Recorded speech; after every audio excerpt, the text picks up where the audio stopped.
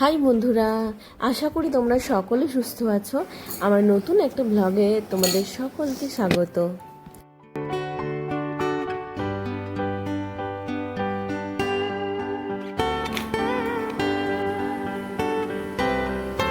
তো প্রত্যেকটা দিনের মতোই, প্রত্যেকটা গৃহিণীর মতোই আমারও সকালবেলা কিছু না কিছু ডিউটি থাকে। গরম গরম একটু হরলিক্স বানিয়ে দিলাম, তো তারপর আমিও একটু হরলিক্স খেয়ে নিলাম। জানো তো, এই ক্ষেত্রে আমার হাজব্যান্ডের সাথে আমার একটু তফাৎ আছে। আমার হাজব্যান্ড না চকলেট হরলিক্স খেতে পছন্দ করে, কিন্তু আমি পছন্দ করি না। তো যাই হোক, তারপর বানিয়ে নিচ্ছিলাম রুটি আর তরকারি, তার জন্যই তোড়জোড় করছিলাম।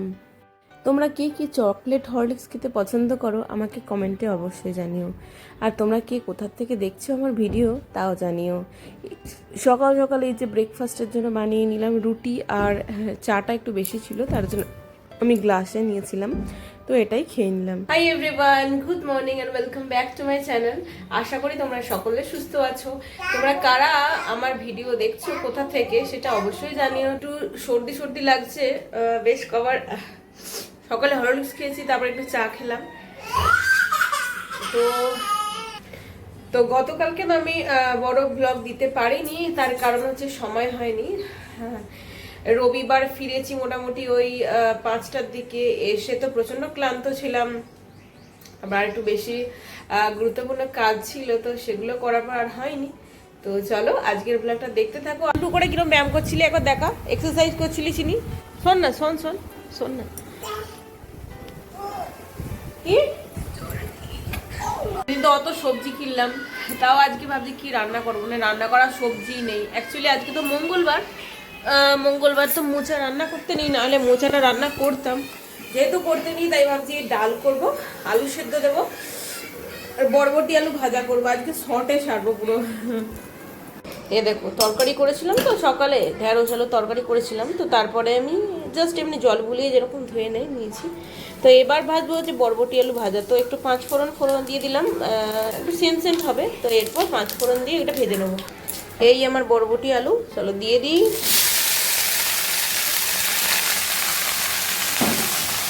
কি তরকারি করবো না বুঝতে পারি না, আজকে ভালো লাগে না কি তরকারি করতে, তাই মানে বুঝতে পারছি না কি করবো।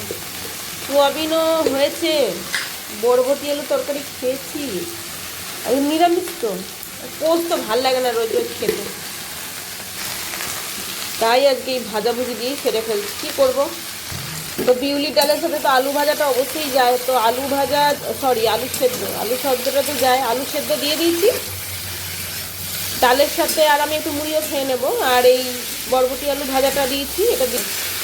আর দেখি কি করা যায়। ছানাটার কি হাল দেখো, সব থেকে প্রথমে ওই ওই মেয়েটাকে, ওই কুচিনটাকে উদাহ করবো এখান থেকে, বিছানা থেকে। এই টু টেন টেনা না না না না না, এবার এই বিছানাটাকে সাফ। চলো তোমাদের সাথে এমন কিছু কথা শেয়ার করি যেটা সকাল থেকে আমার মনের মধ্যে চলছিল। সেটা হলো আমরা মেয়েদের ব্যাপারে। ধরো, মানে মেয়েরা কেমন হয়, সাধারণত মেয়েদের নেচার হয় এটাই, খুব নরম স্বভাবের, মায়াবী, হ্যাঁ, সবাইকে একসাথে নিয়ে থাকতে ভালোবাসে, সবার কথা ভাবতে ভালোবাসে, নিজে না খেয়ে অন্যকে খেতে দেয়। এটাই সাধারণত আমরা দেখে আসছি, এবং হয়তো আমরাও এই গুণগুলোর মধ্যে বেশ কিছুটা অধিকারী। এবার ব্যাপার হচ্ছে এই যে মায়া, সবার প্রতি যত্ন, হ্যাঁ, সবার খেয়াল রাখা, এগুলো করতে করতে না কোথাও যেন আমরা নিজেদেরকে হারিয়ে ফেলি। সত্যি বলতে একটা সমাজের মধ্যে মেয়েদের বয়স মোটামুটি 20-21 হলেই তাকে বিয়ে দিয়ে দেওয়ার একটা প্রচণ্ড প্রবণতা তৈরি হয়ে যায়। মানুষ কথা বলে পিছনে, মেয়ের বিয়ে দাও, বাবা মাকে প্রভোগ করতে থাকে, মেয়ের বিয়ে দিয়ে দাও, বয়স হয়ে গিয়েছে। হয়তো মেয়েটা এখনও পড়াশোনা করছে, তখন তার মা বাবা তাকে বোঝায় যে না মা, তুই পড়ছিস পর, বিয়ে করে নে, বিয়ের পরে শ্বশুরবাড়ি গিয়ে পড়াশোনা করবি। ঠিক আছে, শ্বশুরবাড়ি গিয়ে পড়াশোনা করবি। কিছু কিছু মেয়ে হয়তো মেনে, এই কথাটা মেনে বিয়েও করে নেয়।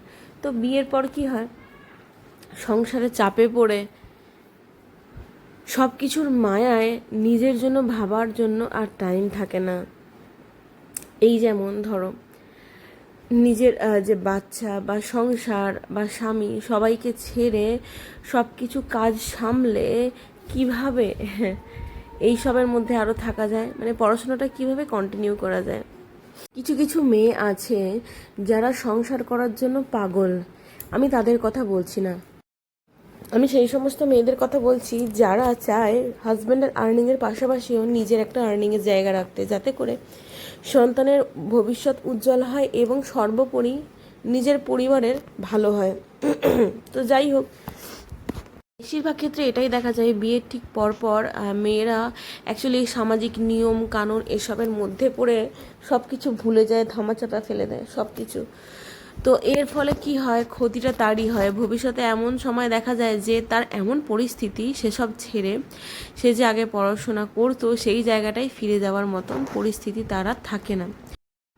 সেই জায়গাটায় ফিরতে হলে নতুন করে চেষ্টা করতে হয়। আসামে বসে আমার মাও আচার পাঠিয়েছে সেই বর্ধমান থেকে, মানে বর্ধমান জেলা থেকে। তো যাই হোক, এই দেখো এতে আছে আচার। চলো খুলি। কি খুলবে তুমি? খুলবে? আচ্ছা দিচ্ছি। এই যে আচার, নাও চিনি, তুমি নাও। দেখো কত দূর থেকে পাঠিয়েছে, কষ্ট করে। আসলে যখন আমি শ্বশুর বাড়ি গিয়েছিলাম তখন মামু আনতে ভুলে গিয়েছিল, তাই পাঠিয়ে দিল। আর একটা চিনির জন্য এখানে একটা জিনিস আছে, এই যে এটা হলো আম সর্ষে, হেভি খেতে। হাই এভরিওয়ান, এখন বাজে বিকেল 5টা। তো এখন আমি তোমাদের দেখাতে আসলাম যে কালকে মানে অ্যানিভার্সারি উপলক্ষে আমি কি কি কিনেছি আর আমার হাজব্যান্ড কি কি গিফট করেছে আর কি।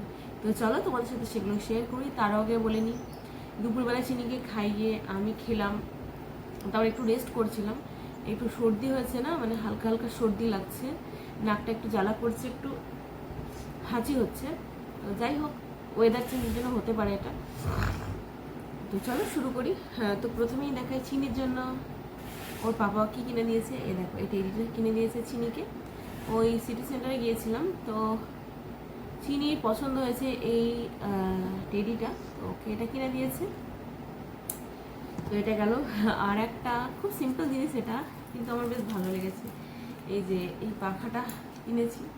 অ্যাকচুয়ালি আমাদের পাখা আছে, হাত পাখা যেটা বলে, কিন্তু ওগুলো না ক্যারি করার জন্য খুব একটা ভালো না, কিন্তু এটা বেশ ভালো লাগলো, তো এটা নিলাম। এটা হচ্ছে আসামের যে বাঁশ, সেই বেত দিয়ে তৈরি, সেই বাঁশের বেত দিয়ে তৈরি। যাই হোক, এটা গেল। আর একটা হচ্ছে এই যে এটা হচ্ছে একটা ক্যান্ডেল হোল্ডার, এটাও কিনেছি। তো এটা কেমন হয়েছে জানিও, এটা আমার অনেকদিন আগে একবার পছন্দ হয়েছিল, তখন থাকতাম কলকাতায় নিউ টাউনে। তো তখন পছন্দ হয়েছিল, ওখানে একটা মেলা হয়, তো হ্যাঁ ওখানে অন্যরকম ছিল, তখন পছন্দ হয়েছিল। ভেবেছিলাম যে কি করব এটা নিয়ে, যদি ভেঙে যায়, কিন্তু এইবারে কিনেই নিলাম। তো যাই হোক, এখানে 1 2 3 4 5 6, মানে এটা হেক্সাগোনাল, 6 দিকে 6টা কাঁচ আছে, আর ভিতরে এই যে এইটা আছে, এটা ধরে খুলতে হয়। আর এটা হচ্ছে ক্যান্ডেল হোল্ডার, এখানে ক্যান্ডেলটা জ্বালিয়ে দিতে হয়, দিয়ে এটা স্রেফ এখানে ঢুকিয়ে দিতে হয়, ব্যাস। কত সুন্দর লাগবে বলো তো, পুরো ঘরটা অন্ধকার, এটা জ্বলছে। তো এটা ভেবে আমি নিলাম। আর একটা হচ্ছে যেটা, এটা রবিবার ফিরে আমরা কিনতে গেছিলাম, দেখাচ্ছি দাঁড়াও। এই যে এই যে এই যে কানেরটা, এই কানেরটা আমাকে দিয়েছে আমার হাজব্যান্ড। তো কেমন হয়েছে অবশ্যই জানিও। এটা আমি ডিজাইনটা ভালো করে তোমাদের দেখিয়ে দিয়েছি, দাঁড়াও। কেমন হয়েছে অবশ্যই জানিও। গিফটগুলো পছন্দ হয়েছে, আর এটা তো ভালোই, এটা বিচার করা যায় না, কিন্তু এটা আমার ভীষণ ভীষণ ভীষণ পছন্দ। চলো তোমাদের দেখিয়ে দিই একবার।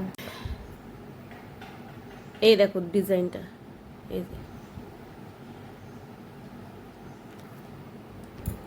কেমন হয়েছে জানিও।